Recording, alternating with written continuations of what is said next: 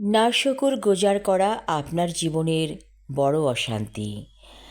আপনি একসময় ভালো ছিলেন, অল্পতে তুষ্ট ছিলেন, কিন্তু যখন আপনার দিনে দিনে চাহিদা বেড়ে গেল, আপনার অশান্তি শুরু হয়ে গেল। আপনি অনেক অনেক টাকা চাইলেন, যেই টাকা আপনাকে সুখ এনে দিতে পারে মনে করলেন। একদিন আপনার টাকা হলো, অনেক টাকা হলো।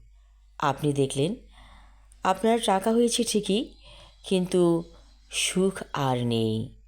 নানা রকম ব্যাধি অসুখ বিসুখে আপনি জর্জরিত, আর একটার পর একটা বালা মুসিবত আপনাকে ঘিরে ধরেছে।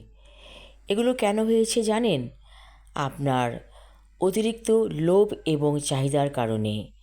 আপনি যখন অল্পতে তুষ্ট ছিলেন, তখন আপনি ভালো ছিলেন, সুস্থ ছিলেন।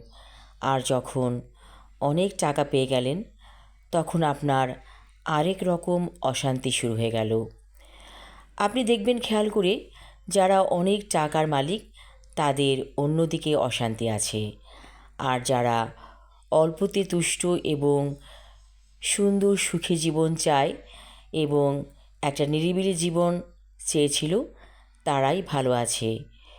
একটা বড় রকমের অসুখ যদি আপনার শরীরে বাসা বেঁধে যায়, তাহলে আপনার সমস্ত অশান্তি শুরু হয়ে যাবে।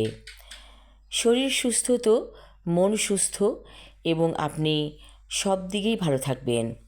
আর যখন অসুখ হয়েছে, তখন কিন্তু আপনি শান্তিতে নেই।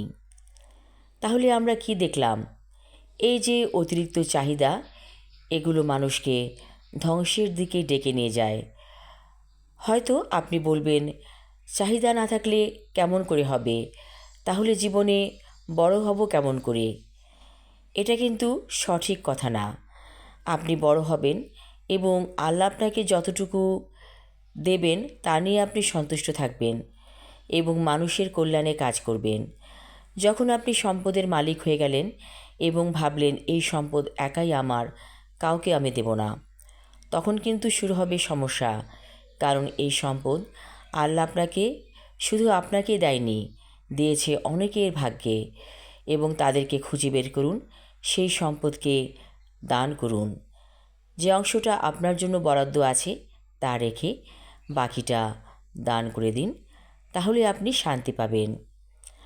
আমাদের সমাজে কিছু মানুষ আছে যারা হয়তো ক্ষমতালোভী। ক্ষমতায় গিয়ে তারা ক্ষমতার অপব্যবহার করে। যখন তারা অনেক টাকা পেয়ে যায়, তখন তারা আরও চায়, আরও চায়।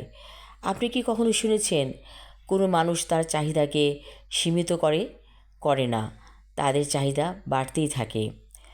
তবে ব্যতিক্রমী কিছু মানুষ আছে যারা অল্পতেই তুষ্ট, জীবনটাকে একটা ছকের মধ্যে রেখেছে এবং সুন্দরভাবে তারা চলে, এবং তাদের কোনো রোগ বালাই নেই। তারা ভালো আছে, সুস্থ আছে।